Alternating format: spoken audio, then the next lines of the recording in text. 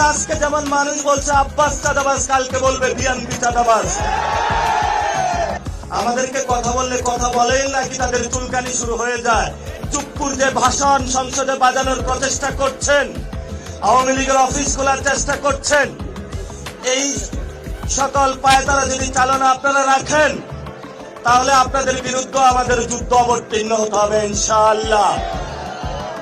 গতবারে আমরা একটা ভুল করেছিলাম, আন্দোলনে অনেকে স্টেক নিয়ে বাংলাদেশের জনগণের উপরে চাঁদাবাজির মহাসাম্রাজ্য চালিয়েছিল, সন্ত্রাস চালিয়েছিল, দুর্নীতি চালিয়েছিল। এবারের আন্দোলনে আমরা বলবো, যারা চাঁদাবাজি করেন, সন্ত্রাসী করেন, দুর্নীতি করেন, আল্লাহর রাস্তায় আপনারা দূরে থাকবেন। আন্দোলনের দোহাই দিয়ে আপনাদেরকে আমরা চাঁদাবাজির গ্রিন কার্ড আর দিতে পারবো না। নতুন ভাবে শুরু হয়েছে, অনেকগুলা মন্ত্রী হয়েছে, চাঁদাবাজির নতুন সংজ্ঞায়ন করেছে সমঝোতা। তারা আওয়ামী লীগের সাথে সমঝোতা করে, চাঁদাবাজির সাথেও সমঝোতা করে, সন্ত্রাসের সাথেও সমঝোতা করে, দুর্নীতির সাথেও সমঝোতা করে, ভারতের সাথেও সমঝোতা করে, আওয়ামী লীগের সাথেও সমঝোতা করে। এই নব্য সমঝোতাকারীদের আমাদের বয়কট করতে হবে ইনশাআল্লাহ। আমাদেরকে কথা বললে কথা বলেন নাকি তাদের চুলকানি শুরু হয়ে যায়।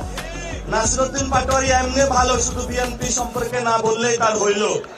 আরে ভাই, আমি বিএনপি নিয়ে বলতে চাই না, আমি চাঁদাবাজদের নিয়ে বলতে চাই, সন্ত্রাস নিয়ে বলতে চাই, দুর্নীতি নিয়ে বলতে চাই। যদি তোমার দলে এগুলা থাকে দ্রুত তাদেরকে বের করেন, না হলে আজকে যেমন মানুষ বলছে আব্বাস চাঁদাবাজ, কালকে বলবে বিএনপি চাঁদাবাজ। সময় কিন্তু এখন বেশি নাই। অনেকের গায়ে একটু শিউরে উঠে যে আব্বাস চাঁদাবাজ বললে যে একজন ব্যক্তিকে অ্যাটাক করা হয়।